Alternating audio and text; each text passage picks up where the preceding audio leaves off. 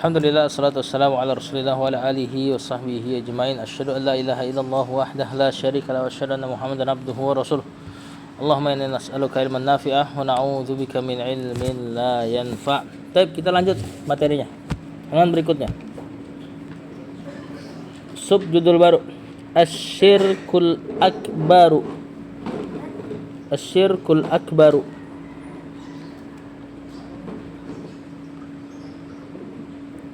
Syirik besar.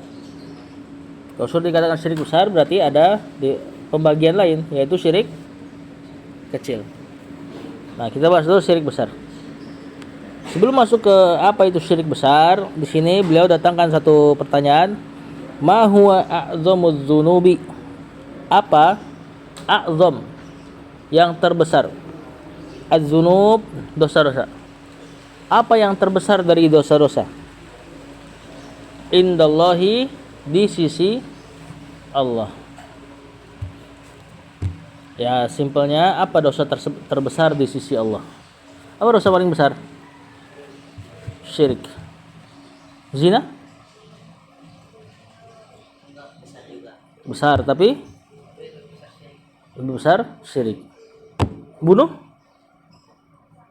Besar, tapi yakin? Kebunuh nih. Iya. Ya, berbuat syirik lebih besar perkaranya di sisi Allah daripada perkara-perkara yang lain. Mungkin antum akan tanya, kenapa bisa gitu? Padahal ngebunuh loh. Hah? Masalah tauhid, ya. Kenapa? Kenapa masalah tauhid itu dianggap besar?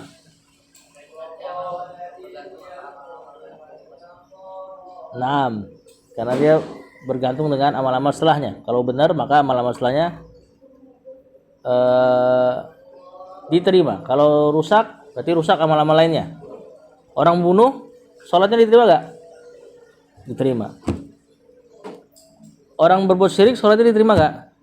Gak diterima. Ya, oke, seperti itu. Tapi kenapa gitu? Kenapa Allah gak jadikan sebaliknya? Orang kalau ngebunuh orang, sholatnya gak diterima.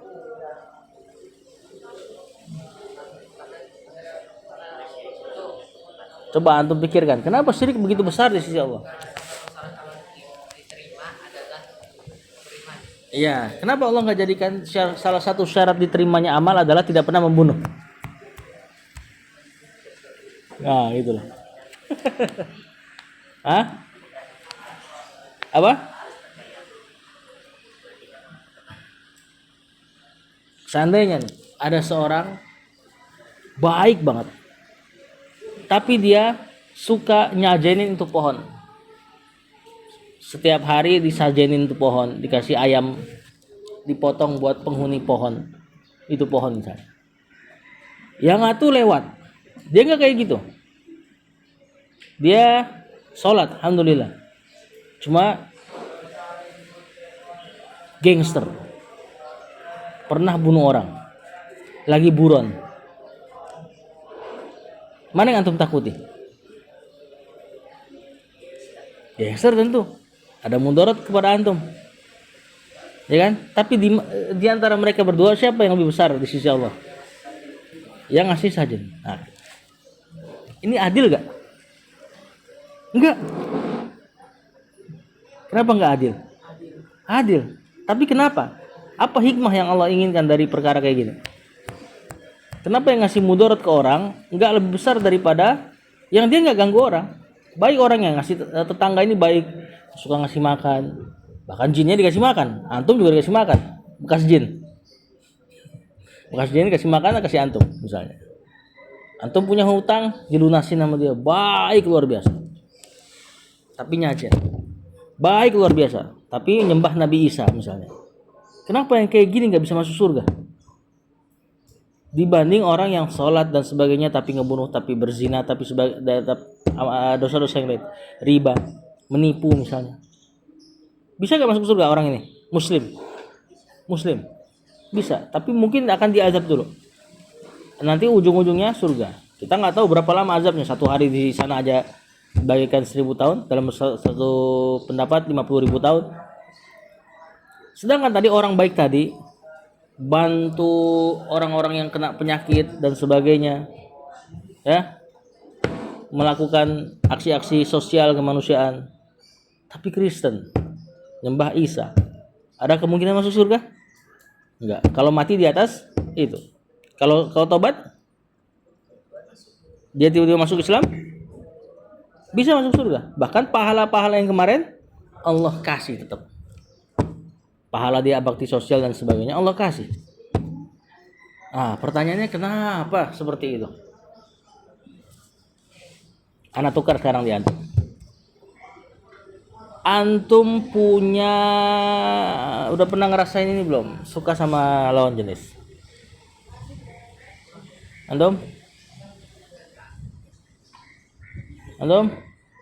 Udah, antum? Oh, banyak dia yang disukain. Antum bayangkan sekarang misalnya antum menikah. Antum menikah nih. Selamat ya. Kemudian antum punya istri baik banget, cantik, full service, putih, nggak ada keraknya, bulu hidung rapi, gigi rapi,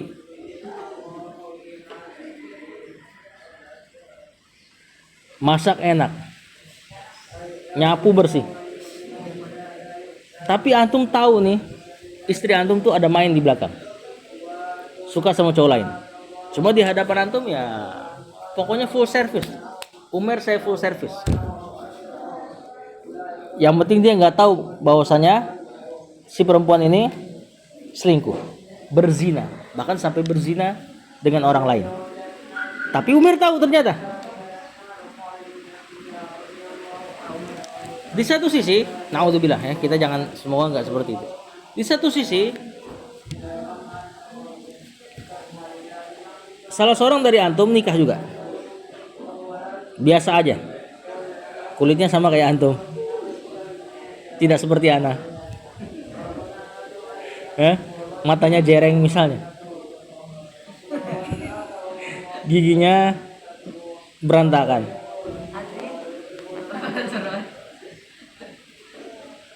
kalau masak suka gosong dan sebagainya, nyapunya kurang bersih.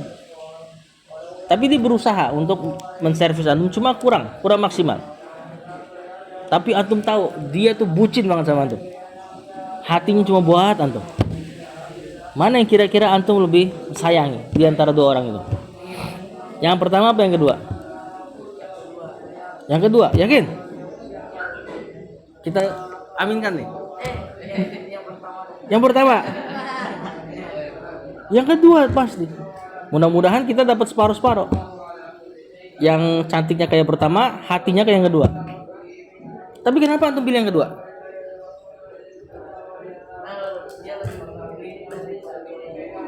Dan fix dia nggak pernah selingkuh, ketahuan. Bahkan kalau antum ngambek dia nangis, hancur deh.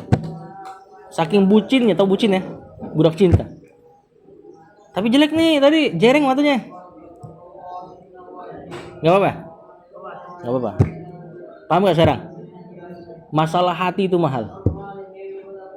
Paham? Nah, makanya orang yang berbuat syirik itu hatinya nggak buat Allah. Makanya dia sekutukan, bener nggak?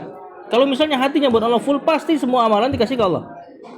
Walaupun dia baik sama manusia tadi, tetangga baik, sosial baik, orang sakit dibantuin, orang hutang dilunasin, tapi hatinya nggak buat Allah, maka amalan-amalan baiknya di sisi Allah nggak ada artinya. Sama kayak tadi orang perempuan pertama, dia masak enak, tapi antum ngebayangin nih cewek udah pernah ditidurin sama orang lain misalnya, apa jadi enak tuh masakan? Insya Allah enggak. Servisnya kayak gimana, cantiknya kayak gimana, tapi antum sering keinget ini udah pernah ditidurin sama orang lain. Antum laki-laki, walaupun masih kecil, tapi ada gak kemarahan akan itu? Pasti. Ya, atau mungkin misalnya orang tua deh, antum punya orang tua, alhamdulillah sayang, walaupun sayang dengan gagang sapu misalnya. Dibanding ada misalnya orang tua, dia nggak pernah urus anaknya. Anaknya dikasih fasilitas full, HP, game, komputer, laptop dan sebagainya. Tapi itu anak, emak sama bapaknya gak pernah ada di rumah kecuali kerja. Kerja terus, antum diurus sama pembokat. Tahu pembokat? Pembantu. Mana orang tua mana yang antum pilih? Pertama pasti. Walaupun pakai gagang sapu dia. Tapi dia mau ngurus antum, cebokin antum dan sebagainya. Cuma kalau lagi marah pakai gagang sapu tadi. Yang kedua nggak pernah marah sama antum, bodo amat, nggak usah marah, urus aja nggak, dikasih ke babysitter. Babysitternya ganti-ganti. Antum mau apa kasih HP dan sebagainya. Antum lihat betapa banyak anak nanti gedenya durhaka ketika orang tuanya kayak gitu. Antum lihat deh teman-teman antum deh yang orang tuanya kaya dan sebagainya. Kebanyakan mereka nggak terlalu sayang sama orang tuanya. Paham? Dari sinilah kenapa syirik besar di sisi Allah, karena masalah hati. Adapun servis dan sebagainya, akhlak-akhlak kepada manusia nggak ada artinya. Kalau ada orang baik sama manusia lain, kemudian dia nggak baik sama Allah, apa artinya? Dia baik sama semua orang, tapi dia nggak baik sama penciptanya. Nggak baik sama penciptanya, maksudnya dia nggak taat sama penciptanya. Nggak ada artinya. Nggak ada artinya. Makanya sebaik apapun orang-orang yang tidak muslim, nggak ada artinya. Dan seburuk apapun orang yang masih muslim, alhamdulillah, walaupun buruk amalnya, maka lebih ada kebaikan di situ. Tapi kita berharap kita baik dua-duanya, baik sama manusia dan baik sama pencipta kita. Makanya kalau kita bicara akhlak, maka akhlak yang pertama adalah akhlak kepada Allah. Baru akhlak kepada Rasul. Akhlak kepada Rasul itu ittiba, mengikuti beliau, muwafaqah tadi. Baru ngomongin akhlak yang bahasa kita. Tahu akhlak kan, bahasa kita kan. Biasanya kan orang kalau dengar akhlak, yang kepikiran akhlak sesama manusia, sama tetangga, sama orang tua. Sebenarnya dalam syariat ini yang paling dituntut adalah akhlak kepada Allah. Dan akhlak kepada Allah adalah tauhid.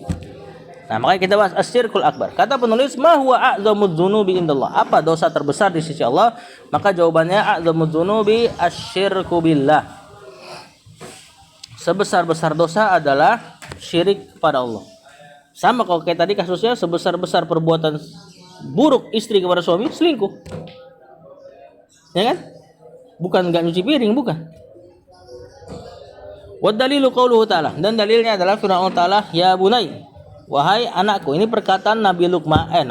Ini perkataan Luqman kepada anaknya yang Allah nukil di Quran supaya jadi pelajaran kita. Ya bunayya, kata Luqman. Nah, anandaku, la tusyrik billahi.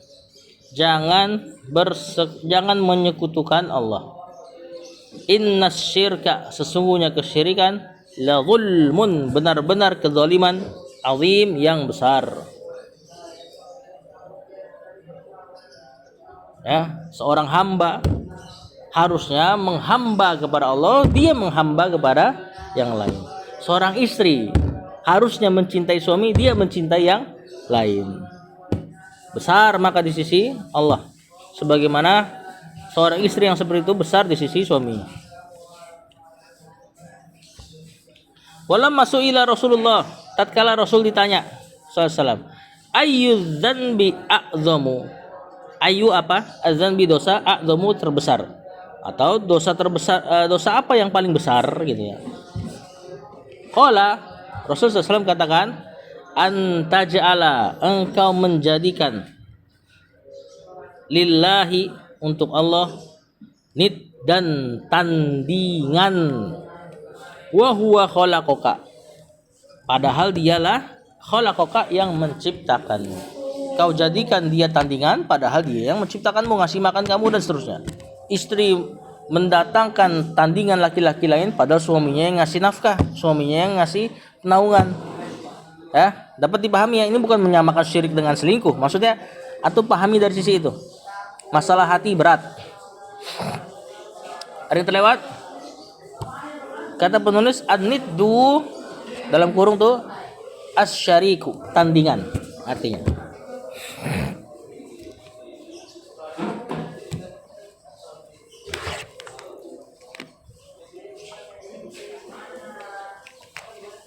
Maka antum pun sama nanti kalau jadi pendakwah, lihat masalah kesyirikan harus lebih besar daripada masalah judol, misalnya judi online atau zina, harus dilihat lebih besar. Jangan misalnya ada perzinahan di satu kampung, heboh semua kampung, antum ikut heboh. Giliran satu kampung tersebut ngasih kepala banteng ke lautan, kita biasa aja. Ya, perkara kedua lebih besar di sisi Allah. Begitupun di sisi orang-orang yang punya ilmu. Ada yang terlewat di atas? Anda rasa enggak? Ada? Langsung lanjut soal kedua nih.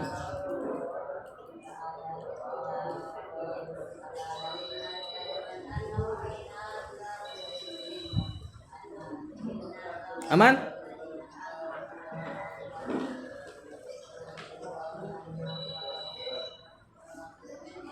Soal kedua.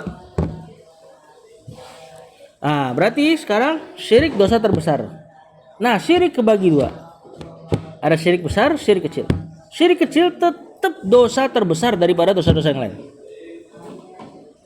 Nah, sampai-sampai amalan yang berserta dengan syirik kecil nggak diterima sama Allah. Sedangkan dosa lain, antum beramal diterima nggak? Diterima. Seorang pezina sholat diterima. Seorang pelaku syirik kecil lalu dia sholat nggak diterima sholatnya. Apa sih syirik kecil? Riya dan sebagainya. Nah, apa syirik besar? Kata penulis, mahwa syirkul akbaru. Apa itu syirik besar? Asyirkul akbar, syirik besar. Dia adalah sarful ibadati li ghairillahi, memalingkan ibadah kepada selain Allah. Kalau syirik kecil masih dia ibadah kepada Allah, cuma ada terselip niat lain.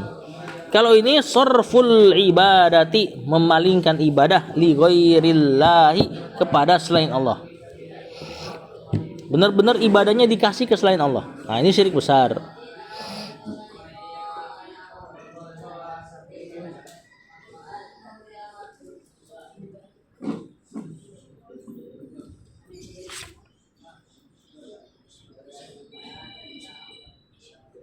Dah?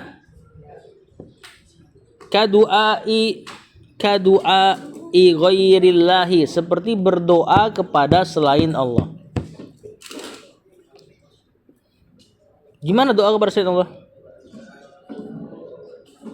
Ustaz, doain dong Ustaz. Kalau gitu doa kepada selain Allah gak?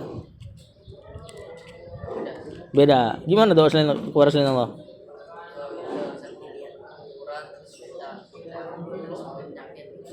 Minta sembuhin penyakit, minta apapun. Benar-benar dia yang jadi objek doa. Kalau misalnya Ustadz doain dong, misalnya itu nggak apa-apa. Kecuali yang udah wafat. Misal orang tua sudah wafat, kemudian antum ngomong sama orang tua, Pak, restuin aku ya, aku mau ujian misalnya. Gimana tuh mau restuin antum? Ya, itu sama tuh nanti. Jadi berdoa kepada orang yang sudah wafat. Wal istighosatu bil amwati. Istighosah, meminta pertolongan dalam keadaan genting, walaupun nggak genting juga sama ya. Bil amwati, kepada orang mati. Orang udah mati diminta pertolongan. Nah, ini berarti istighosah di antara ibadah. Istighosah tuh minta pertolongan saat genting. Misal ketika gempa kita berdoa, nah itu istighosah, minta pertolongan. Ini harus hanya kepada Allah, nggak boleh kepada selain Allah. Awil ahya, atau kepada orang yang masih hidup. Masih hidup pun nggak boleh. Al-ghaibina, yang tidak hadir. Intinya gini, meminta pertolongan. Udah ditulis. Intinya gini, meminta pertolongan. Ada yang ibadah, ada yang nggak ibadah.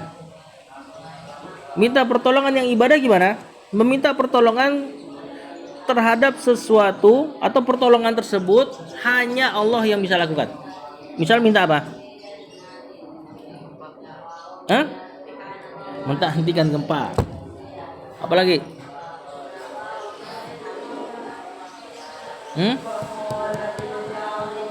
Minta pertolongan yang cuman Allah bisa lakukan. Turunkan hujan di saat kemarau. Benar gak? Selamatkan tatkala terombang-ambing di laut sendirian.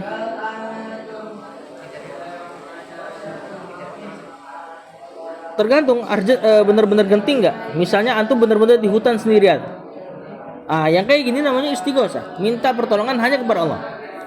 Kalau antum sebut seseorang pada kasus-kasus kayak gini, palingkan doanya kepada manusia, makhluk, syirik. Misal ketika ombak sedang terombang mengombang-ambingkan kapal antum. Antum sebut, wahai Syekh fulan tolong aku. Maka ini syirik. Bahkan kalau syekhnya pun ada. Misalnya antum lagi sama guru antum. Kemudian antum bilang sama guru antum, Ustaz, turunkan hujan Ustaz. Udah lama kemarau. Orangnya ada nih, masih hidup. Boleh gak tapi? Nggak boleh, karena permintaannya hanya Allah yang bisa kabulkan. Paham? Sekarang geser, istighosat dengan perkara-perkara yang manusia bisa lakukan. Misal antum ditodong pistol, bisa gak minta tolong sama makhluk? Hah? Bisa. Misal ada pak polisi samping, antum mau minta tolong, jangan menghalangi antum. Wah, nanti gue istighosah kepada pak polisi, udah nggak jadilah, biarin mati. Kan nggak seperti ini. Ini perkara yang manusia bisa lakukan, boleh minta tolong. Paham? Tapi nggak boleh kalau orangnya nggak ada. Misalnya antum ditodong sama perampok tadi, nggak ada pak polisi, ada warga-warga yang lain. Antum minta tolong kepada guru antum yang guru antum lagi di Yaman misalnya. Kan ada orang kayak gitu, saking cintanya sama gurunya. Wahai Habib Fulan, tolong aku. Bisa dengar gak dia? Nggak bisa. Maka antum jadikan dia seolah-olah bisa maha mendengar.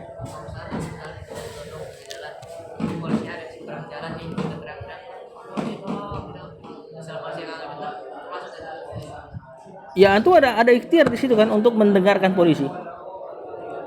Nggak apa-apa. Atau bahkan itu jadi ikhtiar untuk mendengarkan orang lain kan? Jadi mendengarkan suara itu kepada orang lain. Nggak harus polisi kan? Jadi minta tolong kepada makhluk yang memang ternyata misalnya tahu-tahu ada orang di sekitar situ. Bisa nggak dibantu? Bisa. Berarti boleh apa nggak? Boleh. Nah, maka harus dirinci nih masalah istighosah kepada selain Allah ini. Tadi kalau perkaranya adalah perkara yang hanya Allah yang bisa kabulkan, maka mau dikasih ke orang yang hidup atau mati sama-sama nggak boleh. Turunin hujan nggak bisa antum minta sama ustadz antum dan sebagainya. Ya. Apalagi pak polisi turun hujan nih lebih nggak bisa lagi. Nah, ataupun perkara yang misalnya orangnya bisa bantu, maka nanti dirinci lagi. Kalau bisa minta tolong tetap kepada Allah, baru kepada orangnya. Dan dia harus hadir, mampu melakukannya, mampu mendengar pertolongan. Kalau misalnya jauh ya nggak bisa. Berarti antum menjadikan seseorang as-sami, seolah-olah maha mendengar juga. Padahal dia di Yaman, antum minta tolong misalnya. Padahal dia di Duren Sawit, antum lagi di rumah, minta tolong sama ustadz ya nggak bisa. Ini menjadikan ustadz antum seperti Rob yang as-sami. Nah, dalilnya adalah Allah Ta'ala berfirman, wa'budullaha, ibadahilah Allah, wala tusyriku bihi syai'a, dan jangan sekutukan dia dengan sesuatu apapun. Nabi kayak malaikat kayak nggak boleh jadikan sekutu. Wa qala sallallahu, dan Nabi sallallahu juga bersabda, min akbaril kabairi, dosa besar yang terbesar, asyirku billahi, syirik kepada Allah. Hafalkan 4 dalil tersebut. Ucapan Luqman, pertanyaan sahabat ayyudzan bi'adzam, kemudian ayat wa'budullaha wala tusyriku bihi syai'a, kemudian waqala sallallahu min akbaril kabair asyirku billahi. Fatul.